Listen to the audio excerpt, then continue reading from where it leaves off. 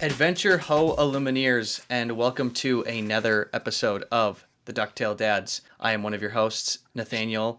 I am joined, as usual, by Mack and Ryan, and a very special guest today, Hannah. Welcome, Hannah. Thanks for joining us. Welcome to the Hello. Thanks for pod. having me. This is also known as the Big Boss. We'll get into that in a little bit here, and how Hannah earned that title. Very much earned it. But as always, let's start off with our usual, what is new in your world?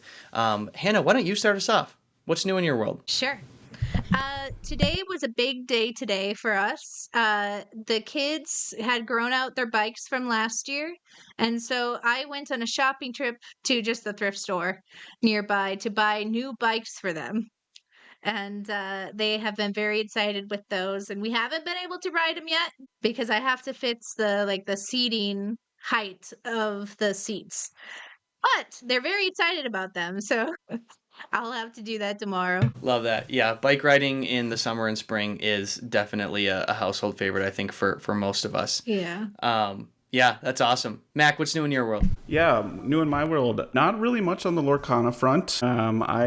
Was not able to attend any of the Reign of Jafar, pre-release events, which is a little bit of a bummer. But this past weekend was a lot of hanging out with my little one. My wife, deservingly so, had a big girls' night on Saturday. So she went out with her friends, and it was just me and the youngin' for almost the entire day on Saturday. So we had a fun bonding moment. We went to the park for like 2 hours, and he helped me get the second half of our garden prepped for the course of the next couple of weeks, which was really just him grabbing the dirt and throwing it in the grass. But it is what it is.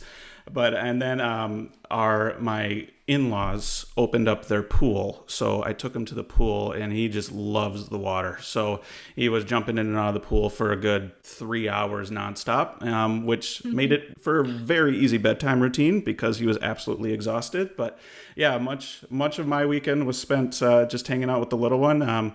But as I'm looking up frantically all these deck lists over the course of the first weekend, I'm excited to talk Reign of Jafar and seeing what the next couple weeks bring about for the game of Lorcana. Speaking of Reign of Jafar, Ryan, you were able to indulge this weekend on release weekend. Talk to us a little bit about that. What else is new in your world, Ryan? Yeah, that's one of the biggest ones, Lorcana related. I got to meet one of our other friends, Connor, who's been on the podcast before. He and I attended a pre-release event at a local game shop, and it was a great time. Um, I ended up going 1 and 2, and that's neither here nor there. I had probably the highest opponent smash win percentage I ever saw. I was at Mhm. 77% at the end of the night after 3 rounds of Swiss. It's pretty high. Yeah, so I was like, oh, okay, well, 1 and 2 isn't so bad when I was 77%. Anyways, it's sealed. It's not huge into a prep process there, but it was a fun time to see all the new cards in play and to see people rip some really cool cards. The highlight of my night was not even related to me at all. There was an 8 to 10 year old, maybe a 12-year-old. I'm not sure exactly how old they were, but there was a kid there with their parent, and after they collected their prize packs because their parent had played in the event. Then the kid was actually ripping open the prize packs, and it just lets out this like random squeal of excitement. And then I just see them sprinting across the hall to the desk, the counter, because this local game shop is very, very generous. And if you pull a high value card, they will offer you a free penny sleeve and a top loader to put it in immediately, as just kind of a common courtesy thing, which is really great. So that's apparently what had happened, and all I saw of it was the back of the child's head running to the counter, and then I saw their hand visibly shaking after the attendant, the like employee had grabbed the card and put it in the top loader for them. But yeah, so seeing that young kid pull an enchanted and be so excited about it. It was an enchanted Mushu, which is a gorgeous card. The artwork on that is beautiful. So I got to see that in person, which was really cool. And otherwise, I saw some other really cool cards. Not a ton of heat pulled by myself, but still fun nonetheless to attend that. Non-Lorcana related, what's new in my world? I got a little bit of yard work done. I successfully fought back some of the dandelion farm that was growing in my yard, and we've just been spending a ton of time as much as we can outside. We got the splash pad out yesterday. Ran around in that for 2 or 3 hours. We had a little bit of a bonfire the other night as well, just to burn off some of our extra wood. Made some s'mores, and obviously, kiddo loves that. So, kiddo loves it, so I love it, and it's a great time. But yeah, that's what's new in my world. Ryan, before I share mine, any you said no like banger hits, but what was your best hit from the sealed event? I would say probably the foil beyond the horizon that I was able to pull, Nice. which I promptly flipped in for some cash to make sure that I can continue with this hobby in a relatively neutral finance manner and stay within budget. So that's helpful. I'm sure I'll find some more non-foils in the future of that card, and we'll get into how impactful that might be on the meta, but we'll see where we're all leaning at the end of our conversation today. Nice. Yeah, that's still a solid pull. I actually did not get to do any Lorcana on opening weekend for the second straight set. Tears from me, but it was for a decent reason. Last set was my wife having a ladies' night. This was um, me going to my college reunion. So had a lot of fun there. Saw some faces I haven't seen in a very long time. So that was really cool. That's actually where Ryan and me met, and I kind of in passing met Mack there as well once upon a time many moons ago. So good to be back at that campus. But anyways, let's get into a little more about Hannah because she is the big boss guest today.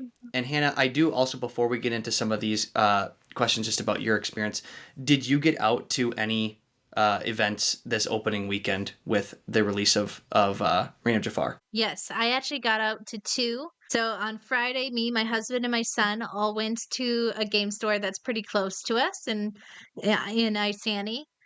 Great little store, and we did our packs. Everyone there are a little bit more like casual and a lot of fun to draft with. And so it was so much fun. But I got a really good deck, and it was because they don't know quite what to look for. So like I got uh, two Camilo Madrigals, which I think is one of the best cards of the whole set for draft and sealed. And so I got two of those, and I got some other really cool cards, and it just felt awesome. But yeah, we did that. Me and Christian went undefeated, and it then 0-3, or no, not 0-3, 3-0. And we ended up taking all the prizing of that day, except for the prize packs, which was very cool. But we had also some very good games. I got just about crushed game one of the last round. Uh, that he also had a very, very strong deck and actually a very, very good player too. He seemed very good. It was so much Did fun. you end up seeing Christian at all? Did you end up battling against him in any of these sealed Did I events? play him? Surprisingly, no, I did not. One of the only tournaments recently that I have not played against Christian.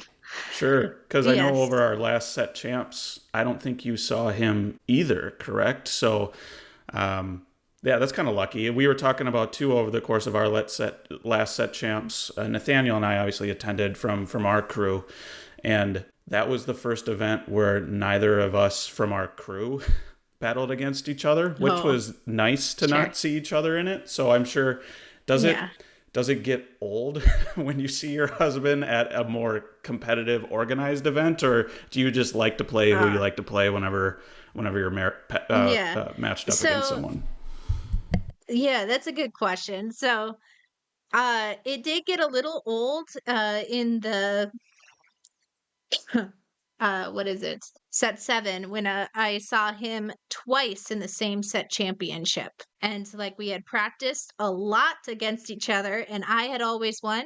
But as I was telling Ryan before, is like I will win almost every single time against Christian at home. And then when we go out of the home, nope. I can't win anything. Yeah, that's frustrating. And yeah, he's mentioned that too, how that's kind of like all the practice tends to go perfect on your end, but then come set champ season, it seems to have flipped. So yeah, I feel that. I feel the same way with my wife now with every like board game that I've introduced her to. It's definitely like the pupil now becomes the master with almost every board game that we play. She just Yep. absolutely annihilates me. So I feel your pain when it comes to that. Ryan, I bet you feel your pain Yep. that pain too. I hear your wife is getting quite good at the game. Yeah, over I the. mean, she's good at every board game she tries. She's good at everything she does, really. She's incredible. She's my hero, and she's who I aspire to be when I get older. So that's really, I really do feel that in my soul that she is stomping me with different decks all the time in Lorcana now. In fact, she is now asking me to put together the one deck that I really don't want to see ever as a Oh no. Amethyst Sapphire player. She wants me to build an Amber Steel Song Oh, deck. So oh no. that'll be fun to play that all the time at home, and I guess I'll get a lot of reps against it, right? There's no better way to get better against a deck than to get a ton of reps against it. Yeah, so I don't know if we've made this, if we like overtly said this, but Hannah and Christian, our earlier guest from a few episodes ago, are married. So Hannah, you as the big boss, I think we should probably just get into kind of how that nickname even started, because as the young household, you are frequently referred to as the big boss. Yes. Uh, yeah, so I think that this is something that Ernie and Christian kind of came up with. Mostly Ernie. So Ernie and Christian were doing that video where they were playing against each other a lot, and then uh, Ernie ended up winning in the best of five different formats, and so I told Ernie right after that that I needed to play against him the next week. And so he did that, and then in the interview before that game, he ended up calling me the big boss, and I thought it was really funny, so I changed it to my melee name. Which is very funny, I think, just because I'm not someone you would associate with being called the big boss. So I just thought it was really funny. And Ernie very much appreciated it when he saw my melee name at Issues Needed at the set champs was the first time. It's very funny. So Ernie was the one to kind of dub that, and you've really owned it as the big Yes. boss Yes. of the household. I love that. So Of course, yes. yeah, so Hannah, could you tell us a little bit more about how you got into this game to begin with? If you've got other TCG experience, how did this become something that you were really interested in? Yeah. Uh, I have not done any TCGs at all besides Lorcana TCG.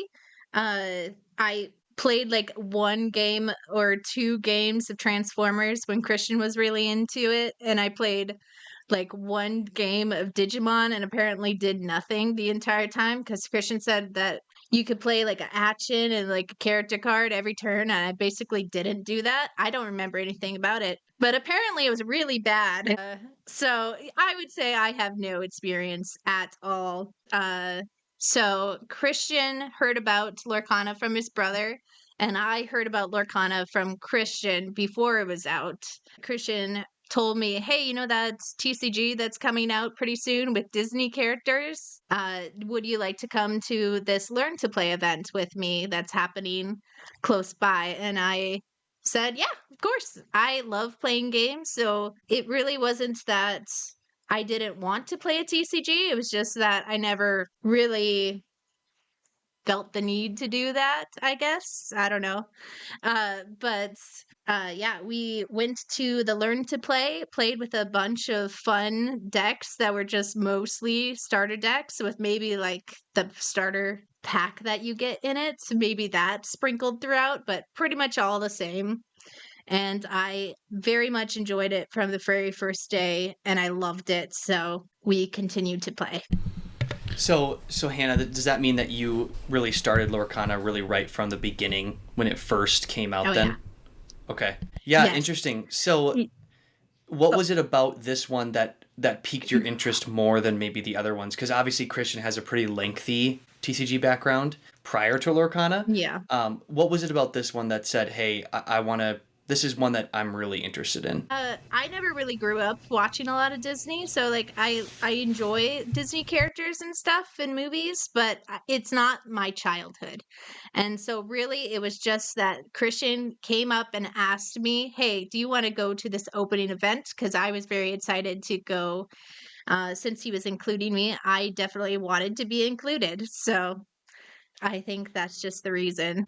So on that note, Hannah, part of why I asked that is I believe Christian had mentioned that you are pretty competitive. Can you tell us a little bit more about Oh yeah, that? How true is that? I am very. Yeah, I'm pretty competitive. I love to.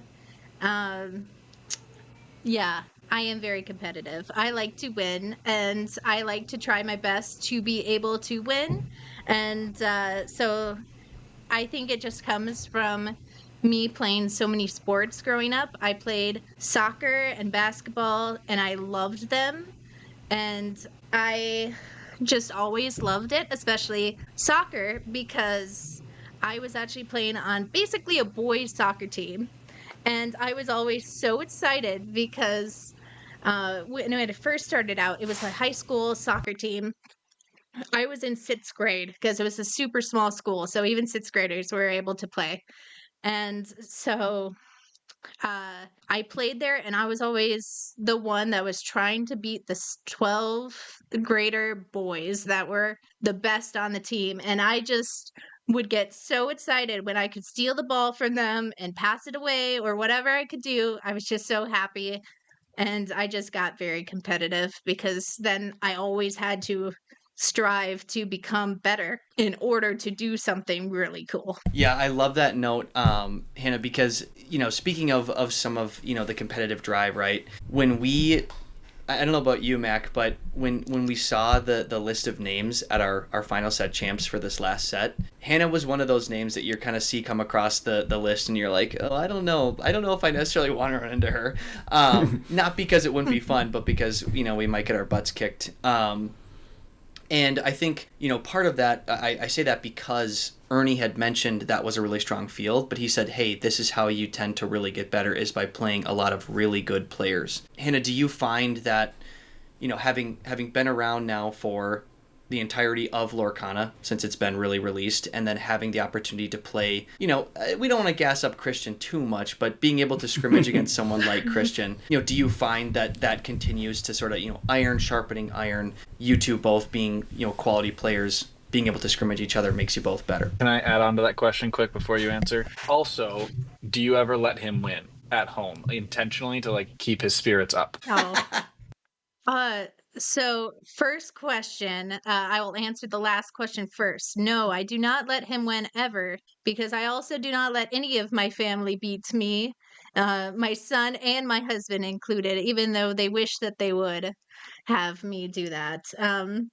But no, I don't. And then I would say that for sure. I think that's the only reason why I'm even half as good is because the person I play with the most is my husband, who is amazing at card games. He's very good, and I'd say at the beginning of the Lorcana starting Lorcana, it was always like he would always beat me, and I'd never like that. So I would always try to get better, and I'd play all the time on Pixelborn when that was a thing.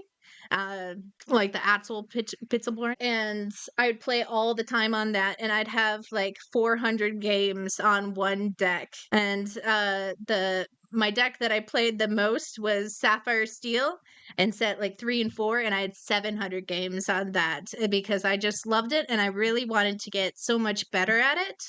And because I just wasn't doing very well. I was like, I have to be able to do this eventually. So I just kept learning one deck at first, and then slowly got better at that as I had more practice. So Yeah, we come obviously one of the main topics and theme of kind of this podcast over the course of the first iterations of episodes here is this has been a good way for us to continue to ignite that competitive drive. Like you, all three of us come from a background of traditional sports, and I think this is just a good way to keep that drive going. I very much know how it feels to go against you when it comes to that competitive drive, because last set champs, as I touched based on it in our previous episode, the winning in, I was very much the loser in our match. And I just wanted to kind of, to our listeners here who might not have experience playing against Hannah, Hannah's a very good player. So it was a very challenging match. It was probably one of the more competitive, at least to me, it felt to the wire matches that I've experienced, I don't get to play out locally as much. So it was really nice we went to 3 games, and I felt like game 3, there were chances where both of us could have won, and you obviously pulled out the victory, and it was a really fun matchup. But I just, been having nightmares of you having a Long Came Zeus in your hand, because every time I played that Maui Shark, there was nothing getting around that Along Came Zeus. So I wanted to echo to the listeners that, you know, the competitive drive, I've seen it firsthand. And Nathaniel and Ryan, I hope one day you two get to feel the onslaught of the big boss when it comes to a Lorcana match, because it's the real deal for sure. Yeah, the closest I've gotten is I actually sat next to Hannah at a prior set champs, where I was getting absolutely destroyed by a Ruby Amethyst deck, but I didn't get to play her yet. But Hannah, I'm curious, and you mentioned this, so I want to kind of dive into this question of, you had mentioned Sapphire Steel, and I think that's what you were running at the prior set champs that I saw you at prior to this most recent one where Mack and I ran into you. Is there a fan favorite for you, a deck that you tend to gravitate to, or are you pretty? I mean, it seems like Christian can kind of pull up really any deck combination and make it sing. Yeah. How do you find, you know, are there certain combinations that you might like more, or what's your favorite deck? Okay. Well, first of all, at the set champs that I went to, it was a 10-person event. I got 9th. So I did not do well at that tournament at all. I was playing more the Kiwi Birds version, the more aggro type, and I keep coming back to Sapphire Steel because I love Sapphire Steel, and the more I play the more aggro, the more I hate it. I have absolutely never done well at a tournament with that deck, but I do love Sapphire Steel with the ramping and the one where you play all the big guys and grab your swords and Tinkerbell. You know, basically Sapphire Steel for set 3 and 4 when there was Bucky and Diablo, or no, not even Diablo. Oh, yeah, set 4, yeah. But Prince John. Mm-hmm. And so that's the type of Sapphire Steel that I love. But as far as right now, I don't like it as much because the version that's the best right now is not the version I really like to play. I love the ramping, and I love being able to come from like super behind in a game to being ahead in the game. And I just feel like right now Sapphire Steel is not that. So I have not been able to do that. But recently, like this set, I've been really into Amethyst decks. So I played some Blurple, some Ruby Amethyst with the evasive cards, and then at the end of set 7 I was playing Amethyst Steel, and now in set 8 I have no idea what I'm playing. I have not decided yet. But yeah, I like to imagine that I'm really good at a lot of different decks, like I can pick up a lot of decks, but yeah, I just kind of get stuck on one deck every set. You talked about Sapphire Steel. Talking about specifically like mechanics of the game, is it the ramping that's your favorite mechanic in the game, or maybe what you, because you mentioned ramp, but like what other mechanics of the game do you enjoy playing, or maybe on the flip side, which ones are you just like not a fan of, whether playing just not your play style, or this, that, and the other thing? Okay, my favorite type of deck is decks where I can control the board and have big characters with a lot of strength, a lot of health.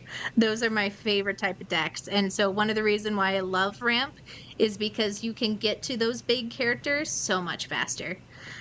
So my favorite card in the entire game is Simba Fighting Prince, which is a 7-cost guy who, when you play him, you can either deal 2 damage to a chosen character, or you can draw 2, discard 2. And that is my favorite card. So Sapphire Steel is pretty much the only colors that you can play that card in. So I just love decks or cards that come in and do something, or come in and then just be this big beefy body that I can use for whatever I would need. Yeah. 10 cost Love Mickey that. incoming? Yeah, the big bodyguard Mickey. Oh, geez. Yes, I would love it. I'm working on an Emerald Steel deck with him, but I don't think it's good enough. Because sometimes you just get that Mickey Mouse in your hand. Maybe, yeah. Ooh. That'd be fun. I do want to hop on. You said your favorite version of Sapphire Steel was set 4-ish, where we were facing a lot of these Yeah. like, what's the word you use, Nathaniel? What do you call the Emerald characters? Weenies. Ah, yes. All Yes. these low willpower characters in the Emerald deck that do have a lot of really strong effects. So, are we going to see you back on the big Sapphire Steel with grab your swords and all these things that are going to deal with these small Mhm. Emerald characters this set? Is that something that we're going to see? I mean, looking at the first weekend, it did pretty well, so maybe that's your meta Yeah. call? We'll have to see on how Emerald continues to do and how Emerald continues to be like locally, especially because last set there was hardly any Emerald at all. So it did not seem like the correct move. But if I get into if it happens, I will be probably playing all my big characters again. I have a theory about not seeing Emerald in our recent set champs. I think because we're in Minnesota, everyone is too Minnesota nice and didn't want to play a mean deck for everyone Yep. because exactly that, Hannah. I did not see any Diablo, any discard decks over the 3 set champs that I played in, and maybe it's the Minnesota Nice coming out, but because the set champ season is a little bit, lower stakes as opposed to some of these really strong players locally who will probably end up be playing these should they go to more of the mid-tier events or the DLCs whenever those happen again. So that's my theory: is no discard because the Minnesota Nice was real during set champ season. Yeah, I could see that for sure. I've definitely had friends that said, I would like to play Emerald Steel this weekend, but I can't because people hate me when I do. That's what we Yeah, felt I with can't Nathaniel. imagine ever Though playing. here. I cannot imagine ever playing a mean discard deck. I mean, come on. Yeah, geez. I'm saying that tongue in cheek because I have done it. So Hannah, speaking of the Minnesota Nice and the community that we get to be a part of here, what has made you stick around, right? So this is, since the beginning of Lorcana, you're a very seasoned player then, right? And you obviously Yeah. are continuing this and enjoying it a lot with Christian. What makes you keep coming back and wanting to play this game and grinding, 400 games on, over the web, with one deck Yeah. only? And what is it about it that really keeps you interested? Sure. There is a couple of things. So I think can't think which one is my one and which one is my two, but one thing about me is I get obsessed over things. And so when I start something and when I play things, the more I want to play it and the more obsessed I become over it. And so the more I play Lorcana, the more I want to play Lorcana. So if you come up to me at the end of a tournament and ask, hey, you want to play a game? I'll say, yes, I do, because I've been playing all day. I need to play more. And might be a part of a problem, but we're working on it. And then also, it's just like whenever I go to tournaments and whenever I go to local events, I see people that I know and I like to talk to them about it. And they always are talking and having a good time. And even though I'm kind of a lot more quiet, I'm also a very big people person. And so I love being around people and I love having them talk to me and me talk to them. And it's just so much fun and good for me. It's been very welcoming for us too. I would say, kind of on behalf of the 3 of us too, as people who don't get to go out as much, but when we do go out, we try and at least we talk to people to try and get better about the game. The community, especially in this area, has been very welcoming. And I think that's one of the biggest reasons we've stayed and have enjoyed it as much as we have is like we're excited to go out and play. Whereas in some atmospheres, not just TCG, but just competition in general, you can just feel almost like you're just walking through mud with some of the competitors that you're playing against because it just takes the fun out of it. And at least me personally, I've never experienced that with this community, and it's been really enjoyable. And like you, Ernie, Christian, all these people that are very much better than us, but people are willing to give tips to people that at least are seeking to get better at the game, and that's something that I've really appreciated about this community, especially here. And yeah, I think that's why we ultimately have been so obsessed with it as much as we've over the course of our friend group. Yeah, and I think that's probably a good seg, in terms of, hey, going up, talking to people, the experience you've had with the game. Hannah, can you talk a little bit about your experience as a female player in a TCG that is largely male dominated? So what has that experience been for you the last, coming up on, crazy to say this, but 2 years now, right? How has that Yeah. changed maybe? How has it evolved? What has that experience been like? You are the first Lorcana mom that we have had on the pod. So would love to hear your thoughts on that experience so far.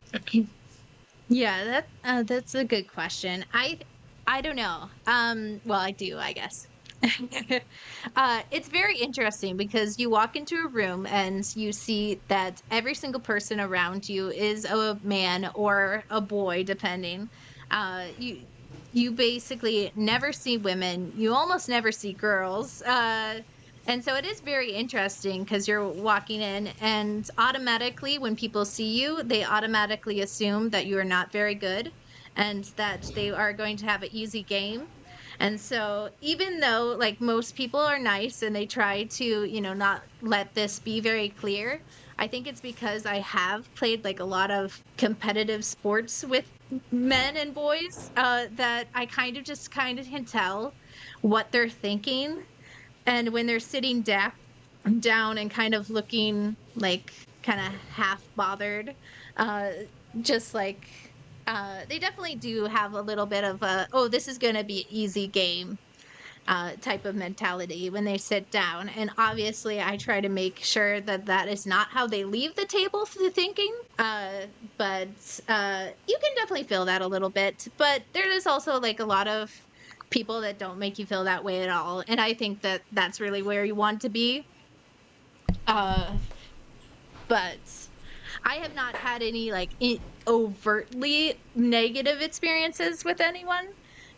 They've all pretty much been nice, but That's really interesting. So I've played board games since early high school, which is over half my life. I won't try and give details on age here. And with that, every board game that I've played at, sometimes you'll go to the local game store and play, and at the local game store, it's all men. All men. I would say 99%. Lorcana, from my perspective, Lorcana is the first event where there's at least 5 to 10% of the player base is women. So in one side, I find that very nice and encouraging to see that this game at least has more reach to, like you alluded to, like this card games and board games in general are very male dominated, and so seeing a different TCG that at least has some women interested in the game, or I don't know what the reason may be is, but over the course of the game, has it always been consistently about, I don't know, let's just say 10% of the player base is women, right? Or did it initially start off higher, lower? Because we haven't been a part of the game since the very beginning. So I'm curious to kind of learn more about the history of kind of the women player base and why we might see it, although it's not 50-50, right? Why we might see it a little bit higher compared to the overall perspective of board games and TCGs, where it's almost entirely dominated by men. that is true because Lorcana, when you're looking instead of no. So Lorcana does have more girls in it than probably in ETCG. I haven't played any, but it still is definitely a glaring like discrepancy. At least I've seen, and I think it was about. I don't know. There's always been like the one or two choice girls when I go are women, but really. For the most part, it's always been like men are always the ones that are there way more than women. And I think it kind of shows, even still, uh, going to the CCS event, you could see that the men's bathroom had a whole big line, and the women's bathroom, nobody was there. And Wow. it was kind of crazy because normally it switched, or maybe I don't know. Yep. That's what my dad always said. Is that it was always like that. But yeah, and you could definitely tell it's just like not the same. That's really interesting. In my experience, that is, your dad is correct that usually the line is out the door for the women's bathroom at like big stadium events, that type of thing, sporting events, those Yeah. type of things. But it's interesting to see that it was flipped at the CCS event. Yeah. It Um, was not even close. Yeah. yeah. You mentioned that maybe a couple of choice women would be, regularly, showing up at events that you were also Yeah. showing up at. Is there any sort of like underlying community that you're forming with those other players in the Lorcana TCG space, or do you kind of just offer a wave and then go about your business, beating up on all the guys that you face in your matchups? A little bit of both, I'd say. So I used to live down in the cities, and I would always go to Sliver King Games, for Lorcana there, and that was where I met a lot of women actually, because for some reason in Hastings, around that time, it was always like date night for people around there, and so I met like 3 or 4 couples that would go there almost every week, and so that's people like that I still see today. Some are more like competitive or like more wanting to be competitive than others. Um, but everyone there I still talk to for the most part, and it's a lot of fun. But I'd still say that that's definitely not the most common thing. And then also like Discord and stuff like that, I'm not really a participant in it, so I'm sure there could be other people that I could talk to about Lorcana that were female, but I've just never been able to get interested in it. Too busy for it, I guess. So, don't know. Why do I you mean that. think the why do you think it's so male dominated? I don't mean to like bluntly put you on the Yeah. spot with this question, but I think it's important for our listeners to know and maybe get this perspective from you. Like, why do you feel like it's more male dominated? And maybe as the player, I don't know if it has the player base from an overall like women percentage, has that gone down over time, or has it relatively stayed the same? If it has gone down, why do you think it's decreased? Like, is there kind of like an underlying thing that you've noticed or commonality? Yeah. I think that a lot of women that are interested in the game came from their husband being interested in the game, and then they brought their wife into the game. I haven't seen a lot of women that are just by themselves that come into the game on their own. And so I think that it's more just women probably being scared that it's going to be a bad experience, even though I'm sure it'd be a fine experience, especially in Minnesota where everyone has been so nice. But I think that they're just don't know what to expect, and maybe they've been dipping their toes into like another TCG and they've had bad experiences before. So I think it's more like that's the problem more than Lorcana itself. I think Lorcana is very fun and I highly recommend it to anyone. But it's not always something that people want to go out on their own and do because of what might happen, I guess. I don't know. Yeah. Well, let that be a lesson to all, Rhett. Just because it is a woman sitting across from the table from you, you should not expect an easy game. Because Hannah will, as Ernie says, eat your lunch if she gets paired up against you. Hannah, I'm I will curious to kind try. of as we talk about your experience. What else have you seen evolve in the game over the course of the last 7+ sets now? Now we're on set 8. What has changed about it? What have you liked about those changes, or what do you think could maybe be improved upon further, or changed, Yeah. maybe reverted back in some way too? Yeah. I'd say that the one thing that I think has evolved is the amount of deck choices you have. Because from I'd say about set 2, Ruby Amethyst was the deck that was the best out of any of them, and pretty much well, that's what I thought. I don't know if that is actually true. Sometimes I learn things because I wasn't quite into the same like competitive mindset as my husband at that time, that I am wrong sometimes. But like Amber Steel, Ruby Sapphire, all these decks, there's just decks that were glaringly and just like very obviously better than the decks that I was playing, or other decks that I would have liked to play. And so it's interesting to see now that there's quite a few more options of decks to be able to be played, especially since the Hiram ban, and it makes me sad. Hiram and Fortisphere, uh, two cards in my favorite set colors. So that is sad. And I was but as soon as I heard about that, I actually thought, "Oh, this is probably good," because I saw right away it's like, "Oh, now Ruby Amethyst has a cool deck that they want to have." And then now there's Emerald Steel coming back a little bit, and then there's I don't know, there's so many more decks to play, I think, than there was at the beginning of the game. So I'm really excited about that, even though I'm also a little sad. I feel your pain with Hiram for sure. As the Ruby Sapphire player, Yeah. that was definitely my cup of tea as well. But I guess because you had experience, right? We were talking with Christian, and that was just after your trip to Wisconsin, and that was Yeah. pre-Hiram ban for the big event there in Wisconsin. Yes. I forgot what. Can someone remind me what the store name was, just so we give them recognition? Does anyone remember? Anna, do you remember?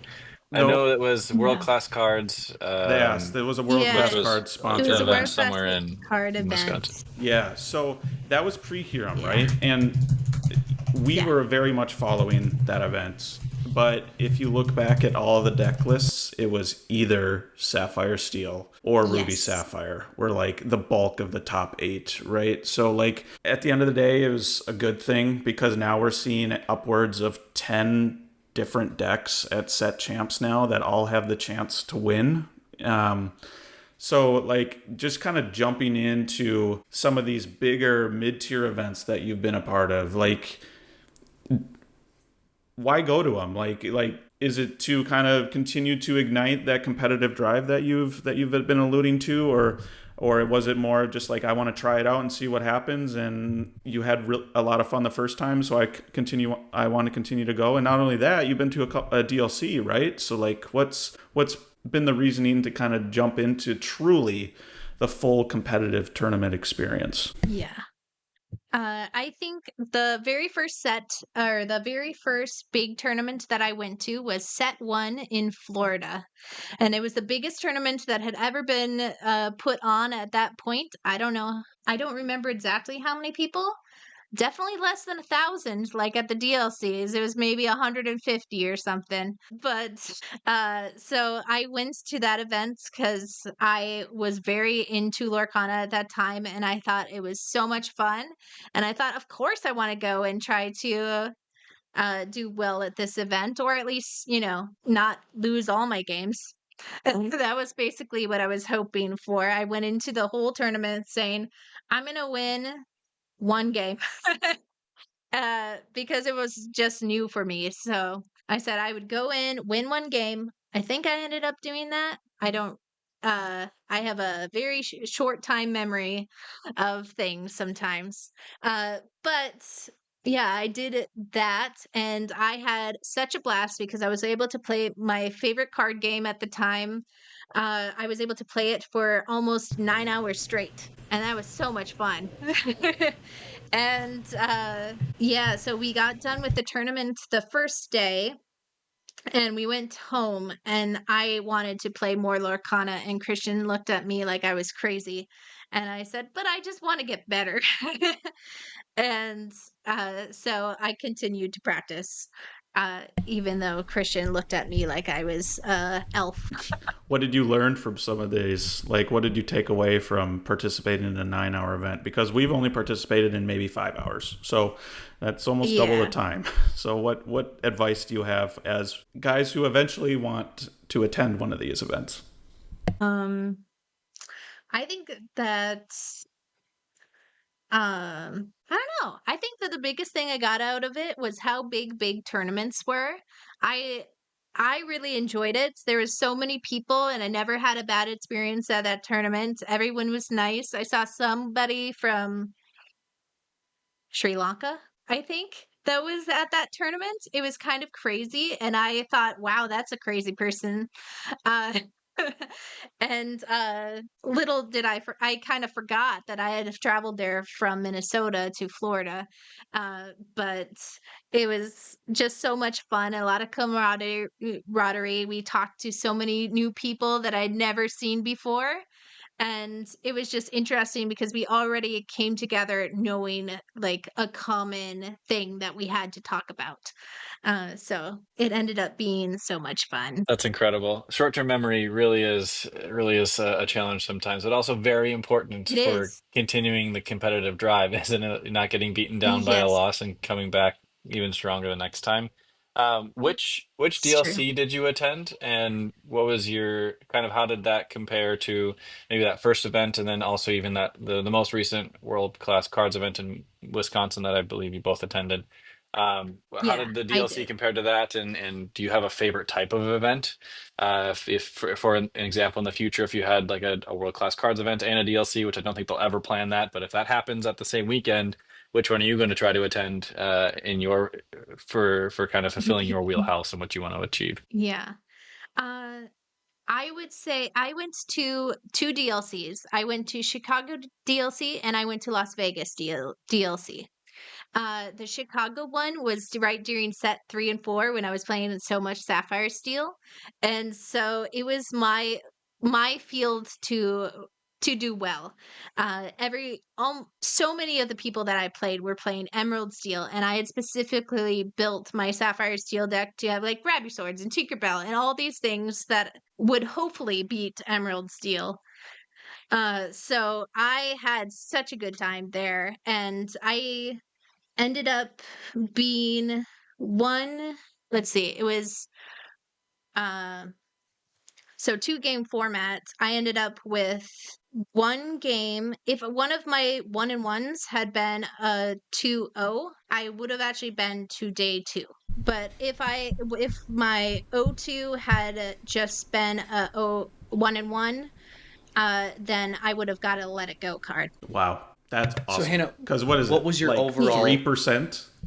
yeah, what was your overall record then at that Chicago DLC? Do you remember? I believe I ended up with 40 points, which Wow. you needed 43 to get a let it go card, I think. It was something like that. I think that's right. I ended up, Yep.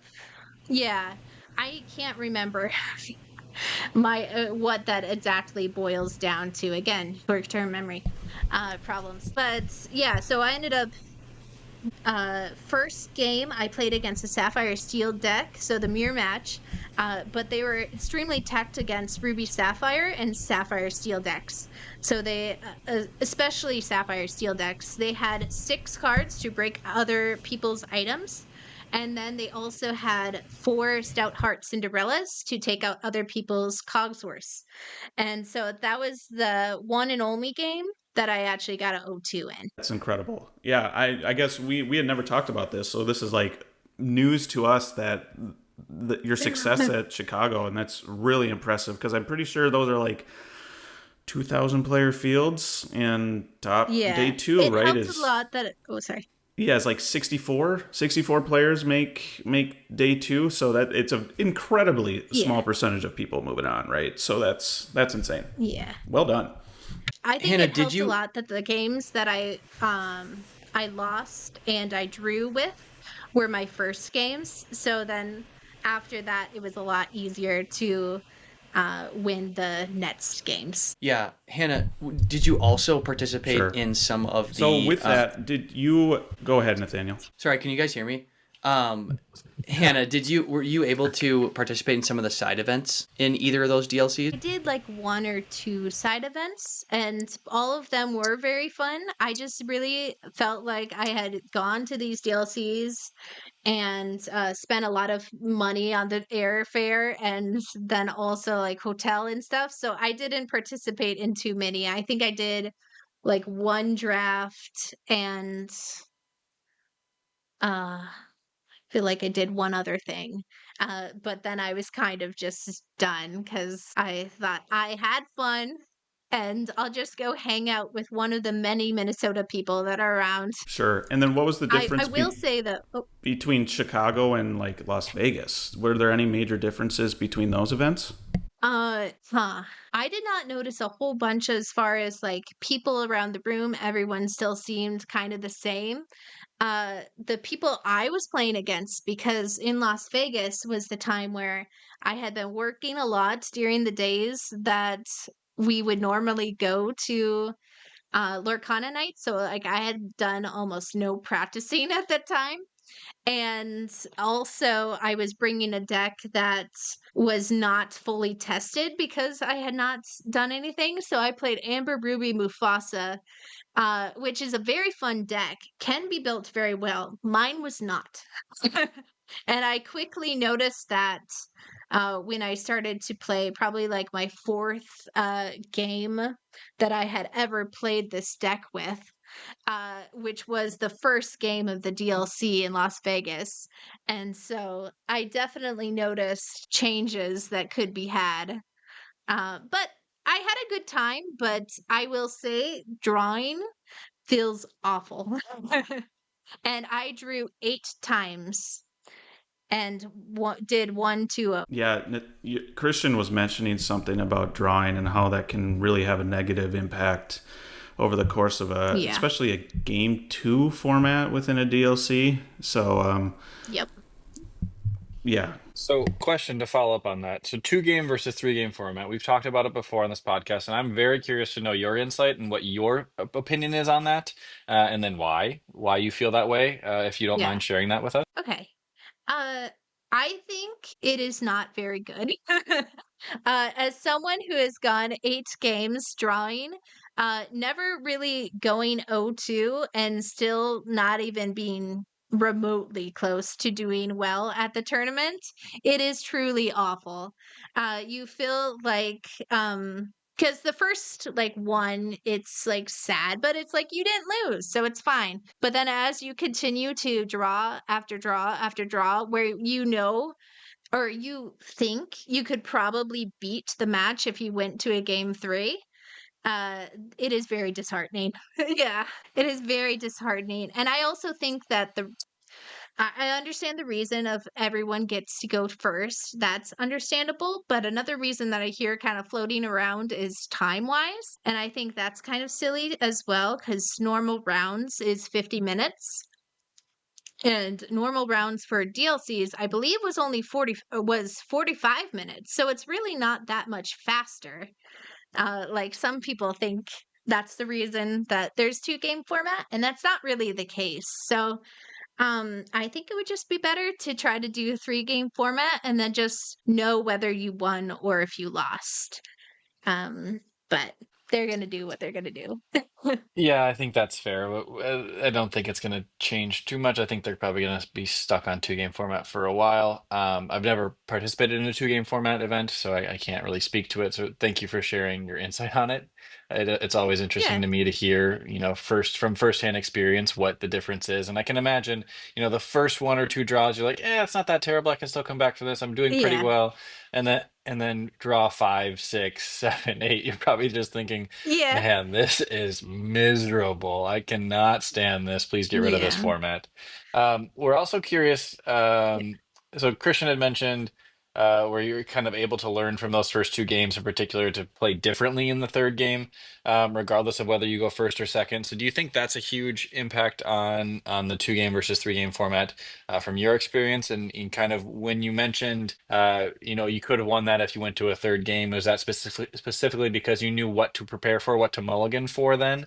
If you were to be on the draw per se in the third game, you still felt like you had a pretty good shot in some of those matchups? Yeah. So yeah, you definitely get advantage going first to have extra ink and all of that. But I have found that it's not impossible to win on the draw.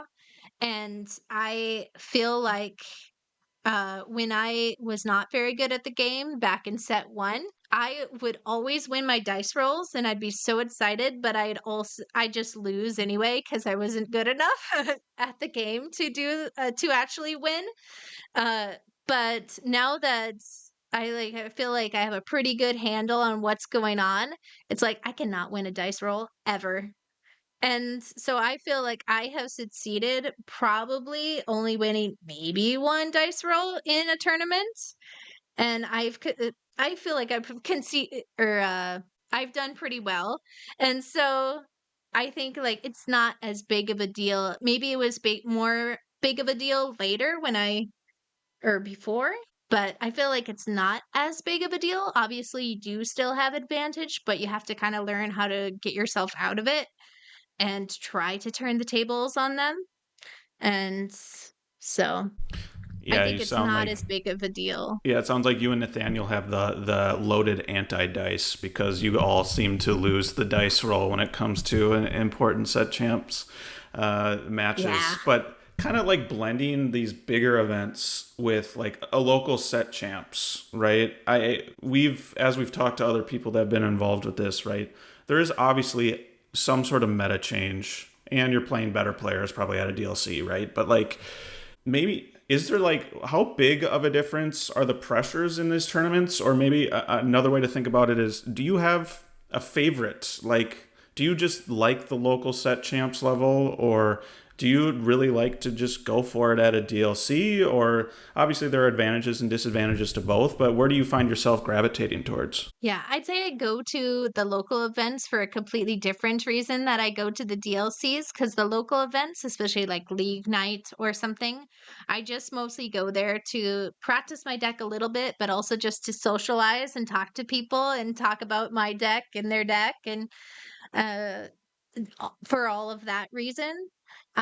So I think that when I go to DLCs, I'm more looking to play against really good players and to play for like the entire day, which makes me very happy. Uh, and so I think that both have different things.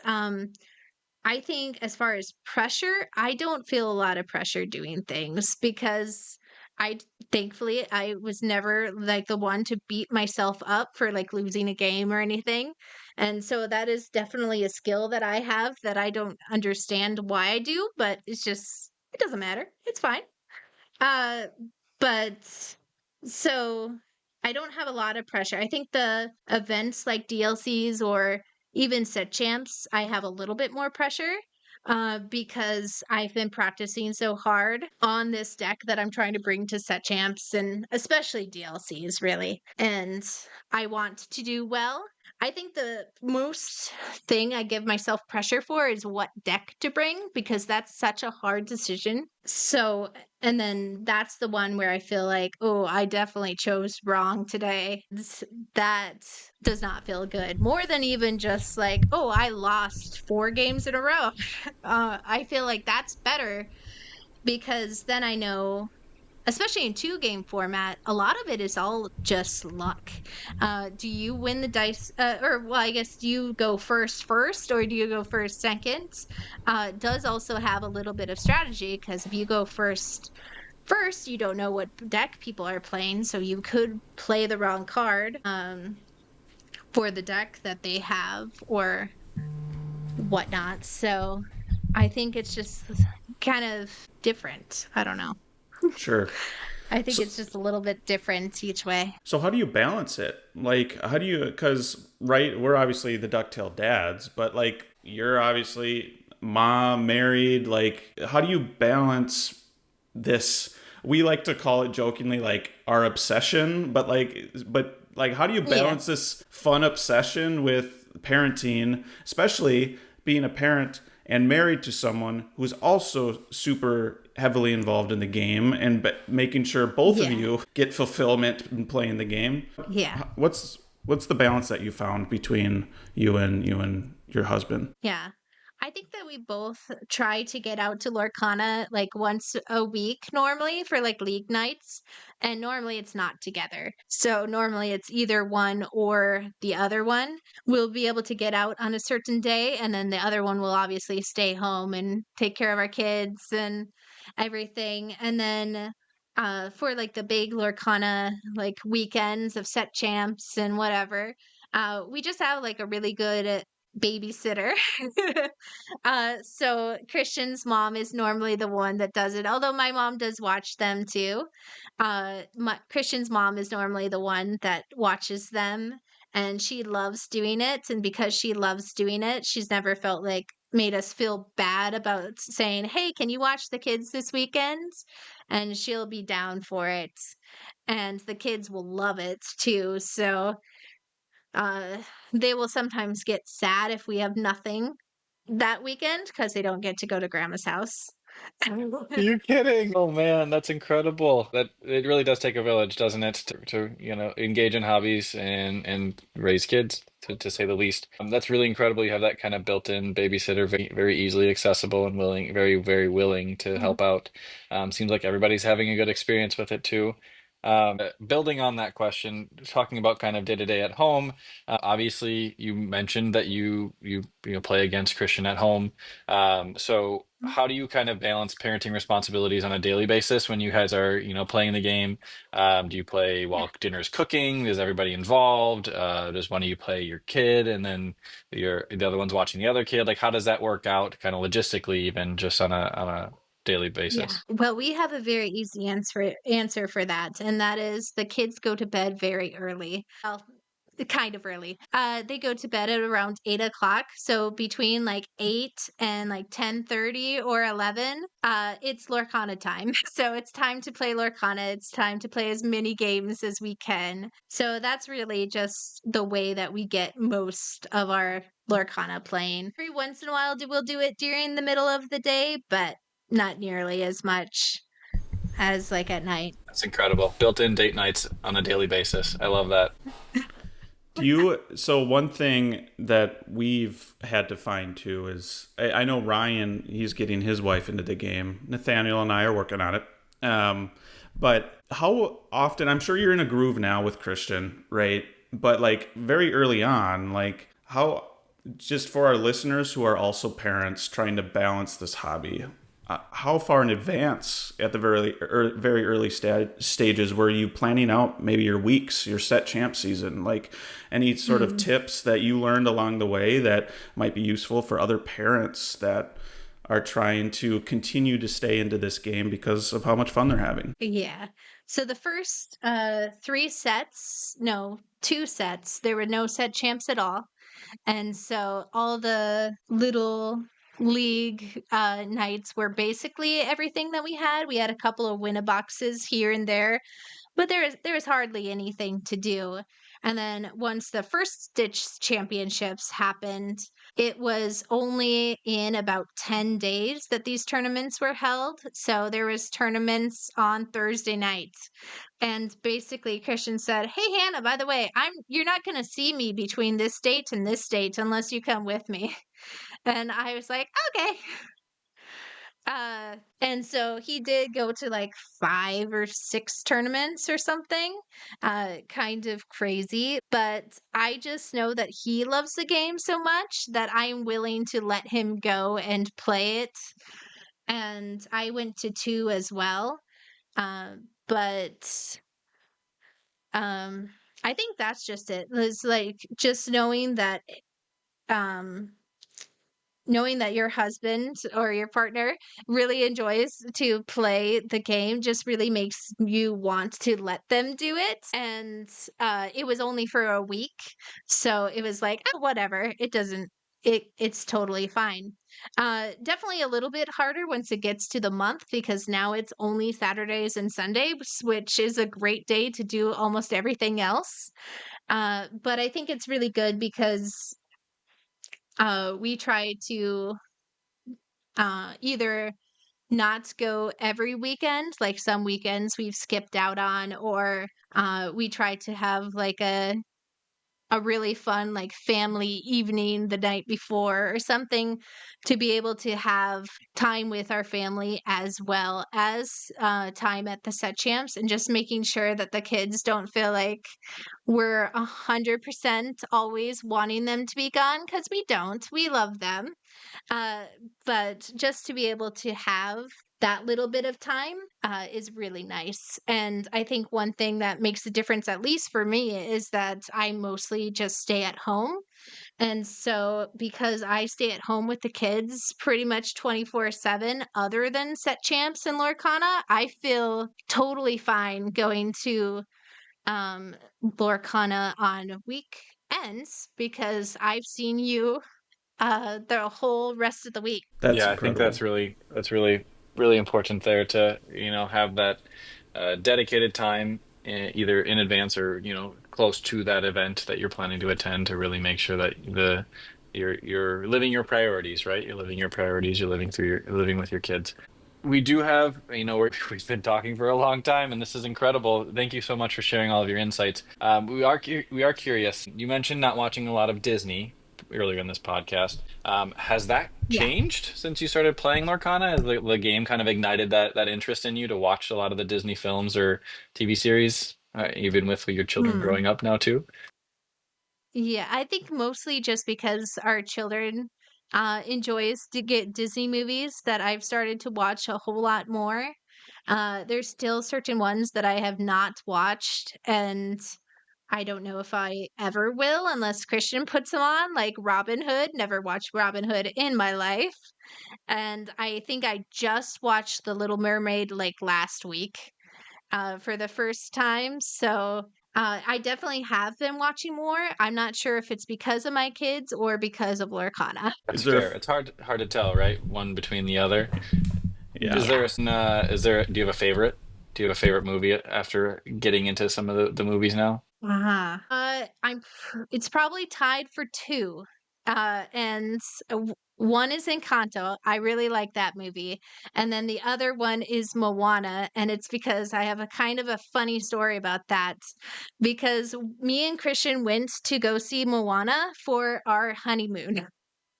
And we went there and we were standing in line. We asked for two tickets and they gave us two tickets for the kids tickets, and we got tickets for like $6 a piece or something because they thought we were actually kids. Oh no. That's incredible. Under Oh man, I 13. don't think I've ever heard about that before. That's amazing. Yeah, Oh, there's some it incredible was a very good soundtracks. Those movie. are those are some incredible soundtracks Yeah. on those movies.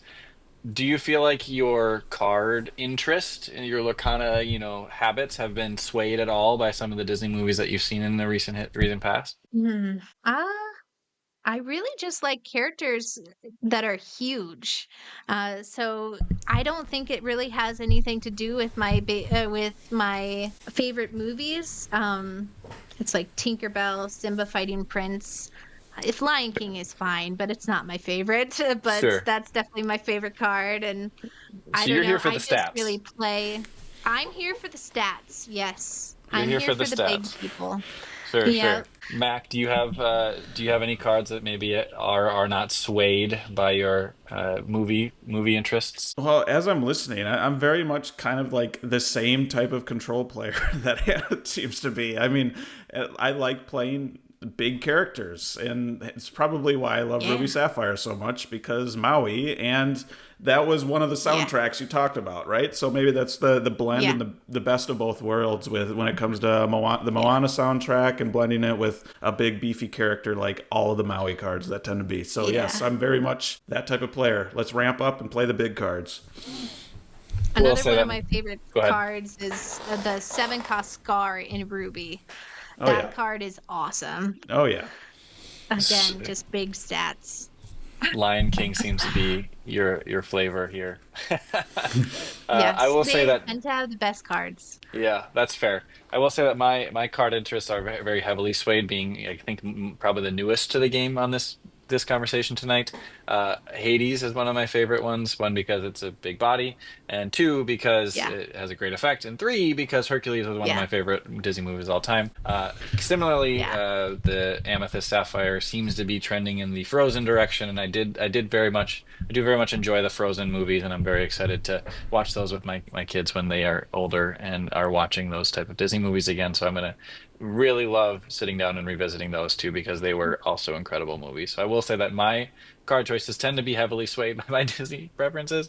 Hopefully, I can try to Yeah. branch out and see new things from here on out. So as we're trying to like put a bow on this podcast, we really appreciate this conversation, especially the perspective from a mom coming into the game, right? So before we wrap up, is there anything, any shout outs you want to give? What's on your mind? Any last minute thoughts that you want to give to the people? Yeah.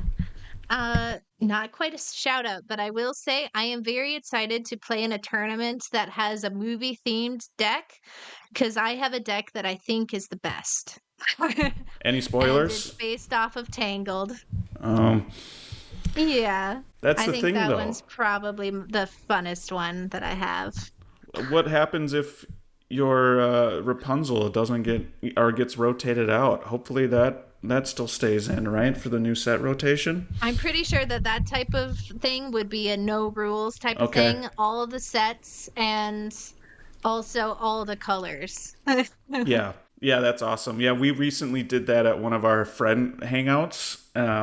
We all chose a Yeah. movie franchise and put a deck together. Nathaniel destroyed all of us with Beauty and the Beast. There tends to be a lot of good cards, and it felt very much like a sealed Yeah. or a draft night where like the best like middle tier cards tended to kind of take over the game, and that's what happened with Beauty and the Beast. So, but I can see that. Yeah, Rapunzel and all those types of cards, that it's really fun kind of doing those fun theme nights. But with that, Hannah, thank you so much for being on this week's episode. We've been trying to get you on ever since Christian was on. So glad we were able to make this work, and we really appreciate not only being your perspective with being married to someone who's also very competitive and heavily involved with the game, but from a mom, right? Like how you balance the life with Lorcana and taking care of kids and balancing all those different aspects and other interests as well. So with that, be sure everyone, listeners, check out our Instagram page. This is also available on YouTube. We also have this if we're listening on Spotify. We also have it on Apple Podcasts and vice versa. All different channels available to you for your listening pleasure. I'm working through some editing of some videos, some matches that we put together. So hopefully that'll be up in YouTube for additional content for all of you listeners as well. But again, Hannah, thank you so much from the DuckTale Dads. We really appreciate you being on. And with that, everyone, let's get the duck out of here.